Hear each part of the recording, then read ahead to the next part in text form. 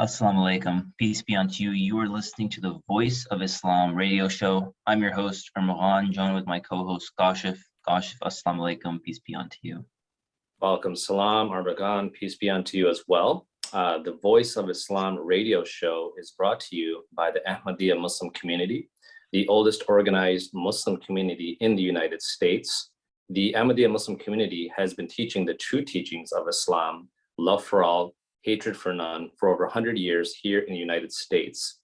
You can find us on YouTube. The channel is Voice of Islam Chino Mosque. And there you can engage with us as well as any episodes you might have missed. You can also email us anytime at the Voice of Islam radio show at gmail.com. You can also call us live today at area code 909-529-0081. Once again, 909-529-0081.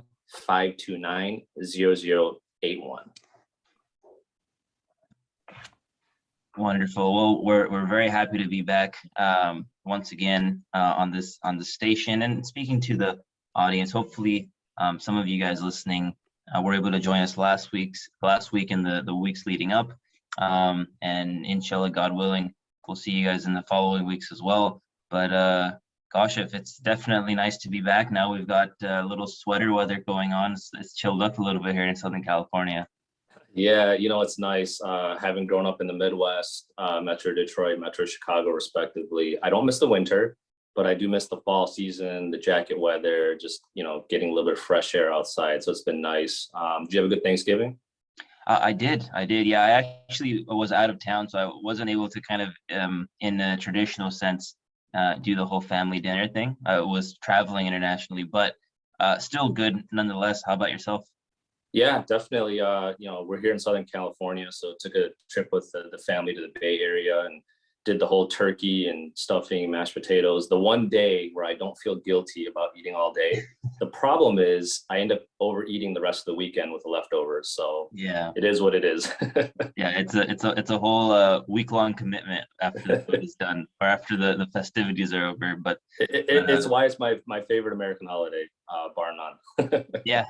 No, just the food and the togetherness. I mean, I know last week, or leading up to Thanksgiving, we had our episode of gratitude and giving thanks. So really a good time to reflect and kind of endeavor on where we've been and where we're going and kind of count our blessings. And so it's definitely really nice to do that. And in doing that, humans are very unique in that we do count our blessings and we do have this self-consciousness, this awareness to kind of gauge where we are and where we've been, the good and the bad. And specifically, focusing on sometimes the bad, human beings are also, being conscious beings. We're also beings that are able to sin and to commit, crimes and violations. And with that, most societies and most religions have a mode of punishment and retribution. And this is a concept that is very popular amongst societies, from the dawn of time, from Mesopotamia. One of the first publications that we've discovered from Mesopotamia is literally a code of law, Hammurabi's law. And with that comes, rules to follow and punishments as well. And so we want to, for this episode, dive into this idea of in the theme of human rights, but thinking of from a more basic level, punishment and that concept from an Islamic perspective, and really lend a voice to that and try to understand why punishments even exist, Sure. What is prescribed by Islam, and so forth. Isn't that right, Kashif? Oh yeah, 100%. I mean, there's a lot of things that fall under, corporal punishment and then capital punishment. So I think one thing that has been talked about at length is there capital punishment in Islam? So I'll just give a really quick introduction to what that is, and maybe we can, expand that conversation a bit further. So I'll just read that the Islamic law of retaliation, it provides a very effective way to put a stop to murder and safeguard human life. So, if a person shows a callous disregard for human life, right, they lose all the title to actually live in a human society. And so for that reason, Islam permits capital punishment in that specific case. But Islam is a very forgiving religion. So pardon is possible, right? When circumstances are such that it's going to bring good results for all parties involved. So interestingly enough, Islam differs from the other Abrahamic faiths that have adopted opposite extremes of the criminal justice code. So it neither recommends the Christian method of turning the cheek towards every crime, as this provides criminals the liberty to just continue to murder and endanger society. Similarly, on the other side, I should say, Islam does adopt the Judaic method of an eye for an eye or tooth for a tooth, as this abolishes the concept of forgiveness.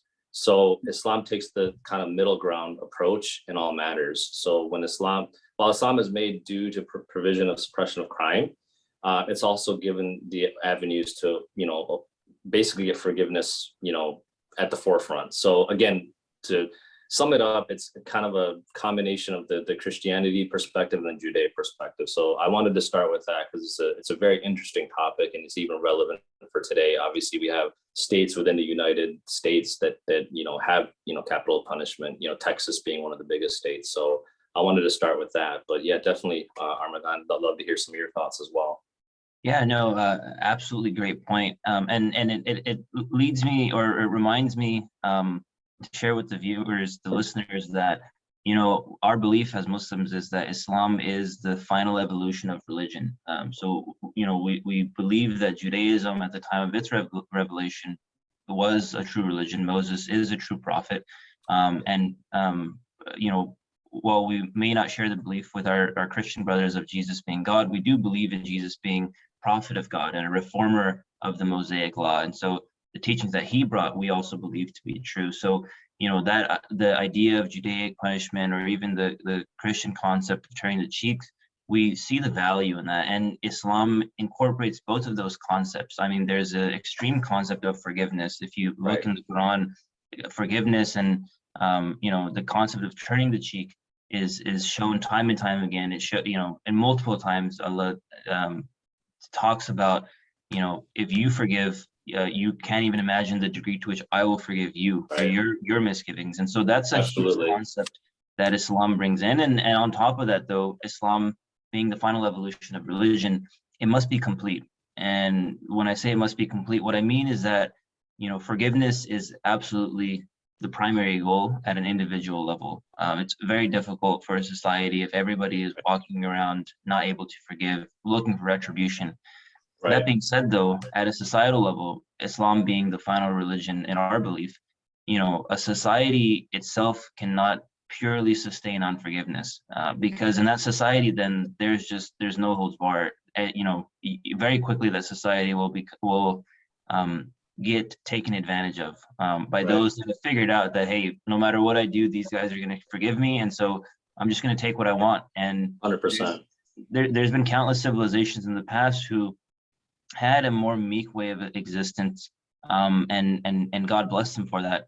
But what did history show us? It showed us that you had hordes that would just come roll right through these societies and take and pillage. And so Islam provides a guidance not only for the individual level, for the individual to govern him or herself and to forgive on him or her own basis, but also for the society to judge whether to forgive or to punish, whether something should be punished to prevent future crimes, whether the punishment should be more severe, if the crime is more severe, if it's something that a person should not even be near, or if it's something where there should be forgiveness. And so I appreciate that you introduced that Kashif, because that gives a good baseline and a good understanding of why these punishments even exist. Why are we even talking about this, or why does Islam even prescribe these things? For sure, no, and I appreciate you adding some more color to that. And I think one of the things that a real life example is, like, in Islam, the topic of apostasy comes up, right? Denouncing one's religion. And so unfortunately, in the media and in the way even some Muslim scholars outside of the Ahmadiyya Muslim community, they agree with this view, but they are unable to find a single quote from the Quran or any supporting hadith to support it. So the fact is that while recanting Islam is a sin, there's absolutely no worldly punishment prescribed by Islam for it. So I wanted to give up an example of apostasy in relation to capital punishment, because that unfortunately, there's some Muslim countries where If you leave your faith, then you're killed for it. Excuse me. So that is completely wrong. It's a complete contravention of what Islam is. And so another thing that's stated, and again, this is a repeated quote that we mentioned from the Quran, but again, there is no compulsion in religion. The Arabic for that is La ikraha fid din, chapter 2, verse 157. And also, it is the truth from your Lord, wherefore let him who will believe and let him who will disbelieve. So these verses prove that man is free to choose the religion that makes him happy. And so what I'd like to do is just give a real life example of, you know, what happened during the time of the Holy Prophet, peace be upon him. So there was a time in which long time ago where the advocates of capital punishment for apostasy had mentioned that the Holy Prophet should go ahead and kill people for leaving the faith. Now, the Holy Prophet, peace be upon him, said that nobody is allowed to be killed for their faith. However, if somebody leaves their faith and starts killing other people or trying to make it so that you have to leave your Islamic faith, then in defense, you are allowed to defend yourself. So you're not killing someone for being an apostate, you're defending yourself when they're trying to kill you. So again, these are some nuances that just aren't discussed nearly enough. And you know, history will show that there hasn't been one incident in which the Holy Prophet, peace be upon him, said that you're allowed to be killed if you leave your faith, and there's nothing towards capital punishment on that. So to be clear, if somebody's going around killing somebody repeatedly, then in that reason alone, you're allowed to defend yourself. So I just wanted to make sure I, you know, clearly articulated that. Absolutely, and you know, in that same vein, we've spoken about it on previous episodes, and it's always worth mentioning, just for any new listeners or just as a refresher. You know, there's also in Islam the concept that it says in the Quran, actually, if you know you kill one person, it is as if you've killed all of mankind. Right. And so, you know, that concept in and of itself really shows you where the value of life is. You know, let's not take in lightly the murder or the you know, killing of people is something that Islam takes very seriously, and Islam values all life as precious. It not only values the life of the victim, but then it also puts a value on the life of the perpetrator of the crime, and that value is equal to that of the victim that was you know, slain.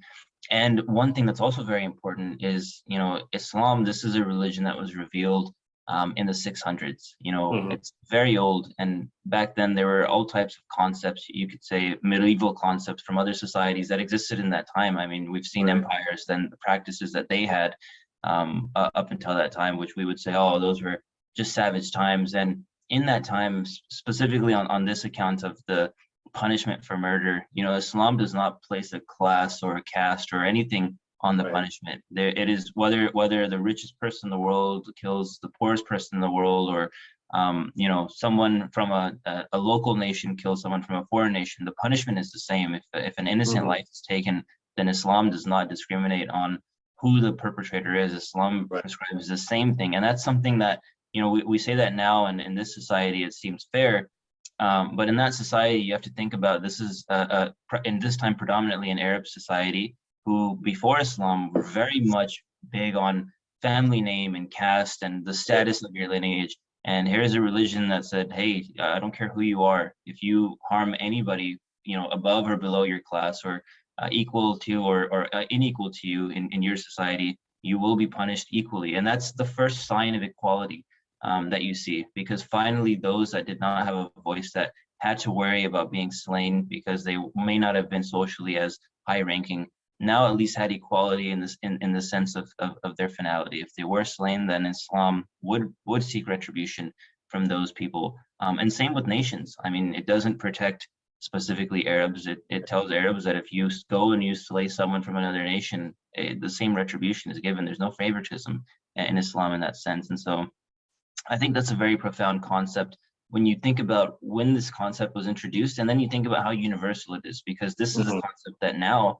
in our modern society, with our current laws and current evolution of thought, we think is, hey, this is very fair. And even this, you know, to an extent, I mean, we've seen plenty of cases where unfortunately this could even become you know, corrupted, or it could become misused, where you may see a person of power in the government, a diplomat, someone from their family may be involved in an incident that results in the loss of life, and you see governments trying to protect that to avoid diplomatic turmoil and all of that. So even to this day, we see examples where this isn't being executed perfectly in the most ideal societies. And so very, very pure concept, and very important to know. Yeah, no, I really like how you expanded upon that. And real life today, unfortunately, there's a lot of Muslim countries that just lack leadership, and unfortunately for apostasy, crimes are being committed, such as murder, and that's completely, again, a contravention to what Islam is. And so as the Ahmadiyya Muslim community member, along with Armagan, we're really blessed because, again, the promised Messiah, Mirza Ghulam Ahmad, over 120 some odd years ago, came to revive the faith, right, in 1889. And so from that perspective, we have a Khalifa of Islam today, Hazrat Mirza Masroor Ahmad, who is at the forefront of advocating peace and making sure that these things don't happen. So in one of his sermons from September 23rd, 2016, one of the topics was the key to peace and harmony. And I wanted to just mention something that he mentioned in this particular sermon. He said, "Pardoning and forgiving is done when it is apparent that the offender will not repeat the offense. Some habitual criminals ask for forgiveness every time they commit the crime. For such people, punishment is necessary. The nature of punishment should lead to reform. According to the Holy Quran, neither punishment in all cases is commendable, nor pardon in all cases commendable. It depends on each circumstance specifically. This is the intent of the Holy Quran, that revenge or forgiveness be exercised in light of the situation and discretion. The limitations of pardoning and punishing according to Islam requires to keep the reformation in mind." And when I mentioned earlier, the Christian perspective and the Judaic perspective, and how Islam has the middle ground, Armagan, you actually touched on that really eloquently afterwards, that you had mentioned that forgiveness is the first option, always, bar none.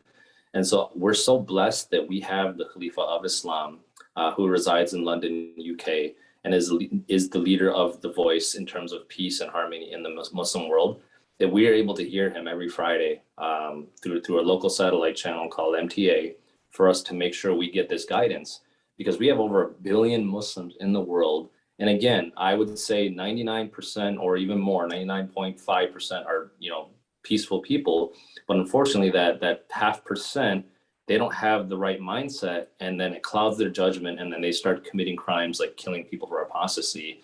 And what that does is that ends up superseding all the peaceful things that Muslims are doing in this world today. So I just wanted to quickly, mention just what the Khalifa of Islam is saying today regarding peace and harmony and capital punishment for apostasy. Absolutely. Yeah. And on that note as well, I think it's important to note, what we're talking about is the violation of laws of Sharia. And this concept is one that comes up often. And people might even be listening to this and thinking, okay, that's all fine and great that Islam, you guys are saying Islam is fair, but hey, I don't want to be judged by Muslims or by an Islamic law. I don't want Sharia in America. And, that's a very real fear of a lot of people. And so I want to make it clear here that this idea of creeping Sharia is kind of a false boogeyman, unfortunately, that's portrayed with little knowledge of what actual Sharia is. Sharia simply just means Islamic law, but Sharia law, Islamic law, cannot be imposed on non-Muslims. So that's the first and foremost. This is not something that people are looking to impose onto Western nations. Anybody that is looking to impose this does not have a good understanding of Islam, because even at the time of the Prophet, peace be upon him, in a Muslim country, when he was in essence a ruler of his people and of the land that he was in, even then the Prophet of Islam, when there's an example of someone of the Jewish faith who had committed a grave violation, and even in this example, and this is something that's cited multiple times in various hadiths and examples. In this example, the Prophet gives the Jewish man, the option: do you want to be persecuted under Jewish law or under Islamic law? And this is the Prophet of Islam. And so this example should give people the understanding that This is not something, there's obviously Islamic law, we have laws on the way that we go about business. Our prayers are different. The way we dress is different. This is not something, and of course, the prescribed punishments under Islamic laws are also different. Mhm. You just mentioned that for a life capital punishment. But this is not something. This is something that's specifically a guidance for Muslims and Muslim nations. This is not something that's meant to be imposed on non-Muslim nations. And ultimately, this provides as a guide, as a philosophy for societies and Muslims to live by. But again, the law of the land is what prevails. And this is certainly something that even in Muslim nations is not being executed to a perfect degree. There's definitely flaws in the way that they are executing Sharia. There's grave misunderstandings and misrepresentations of Sharia law in other nations. And, we see examples of stonings and these other medieval punishments Mhm. in Muslim nations in the news. And I can come on the air right now and tell you that those examples are not a correct representation of Islam. It's a representation of perhaps the country and the culture and their Right. understanding. And, depending on the crime, the country has the prerogative to determine the punishment. But by no means, them saying that this is an Islamic punishment, that's just simply not correct. It's, Right. everything goes by the area, the law, and the land that you're in. And there is no, I'll say again, there is no idea of Sharia or Islamic law overtaking any Western nations. That's something that Muslims don't even want. I'm a Muslim living here, and I'm perfectly fine with the American judicial system, not looking for an Islamic judicial system. So, and Yeah. on top of that, Islamically speaking, the American judicial system is probably one of the most, if not the most fair in the world. And so I would argue even that the American judicial system is much closer to Sharia, to Islamic law, than what's being executed in other cultures and other lands across the globe. Sure. And that's a excellent point that you bring up. And the Quran does not specify any specific form of government other than a beneficent one that is based on absolute justice. And that's exactly what you just mentioned. And so there's a quote from the Quran, chapter 16, verse 91, that states, "Verily, Allah enjoys justice and the doing of good to others, and giving like kindred, and forbids indecency and manifest evil and transgression. He admonishes you that you may take heed." So what's interesting about this particular verse is there's no mention of religion in the verse, right? So pluralism and religious tolerance, these are core Islamic values. And so another verse states in chapter 2, verse 257, there's no coercion in religion. So legislation of Sharia would mean imposing practices on people who do not share the same underlying beliefs behind those practices, right? So basically at its core, Sharia mandates the strict practice of absolute justice, regardless of differences in faith, race, creed, or any other distinction. True Islamic teachings as practiced by the Holy Prophet, peace be upon him, promote, a secular government, equal rights for all, including women, and privileges for its citizens in a separation of mosque and state. So I'll give like a real example. The Prophet of Islam, peace be upon him, Holy Prophet, peace be upon him, applied Talmudic law in resolving disputes amongst the Jews. So interestingly, he used one of their laws to settle a dispute within their own faith. Again, how beautiful of a man was this, that he didn't force his own Sharia or his own Islamic interpretation. He's like, hey, let's use your laws to kind of fix a dispute within your own, party, your own religion. So definitely, it's a polarizing topic. We only have a few minutes left, but at least I hope, we gave an introduction of what Sharia really is. And again, I harp on it. There's no proper leadership in the Muslim world other than the Ahmadiyya Muslim community's leader, the Caliph of Islam, Mirza Masroor Ahmad, to help guide us along. So the rest of the Muslim world is just sorely lacking this leadership for some of these topics like Sharia that come up every day on certain news channels, and there's a lot of misconceptions, there's a lot of confusion. And again, I'm really thankful to this radio station to give us the opportunity to kind of present the true view. And to your point, I do agree that the American laws here are beautiful. The justice system here is really good. There's no such thing as a perfect government at all, but compared to other countries and other places, the United States is definitely at the forefront of providing equality and equal laws for everybody. Yeah, and ultimately that's the whole point. You know, the whole point of all of this, of even punishment. You know, Allah it gives us multiple examples where it pains Allah to punish. Allah does not want to prescribe punishment, but it's understood that punishment is necessary in order to maintain order, and and the purpose of the order isn't, you know, again, for control. It's so that everybody can stop being distracted by sins and by misgivings, and get back to the purpose of life, which is just to simply exist, number one, and to worship the one God. That's, you know, Right. the purpose of life. And so anything that takes away from that, God will give you a path to get, you know, to imagine how unjust it would be if God gave us the ability to sin, but then did not give us the ability to forgive, or to feel guilt, or to, as a society, have punishment. I mean, we would be infinitely disconnected from our purpose in life. And so, you know, that in and of itself is a mercy of not only religion, but of God,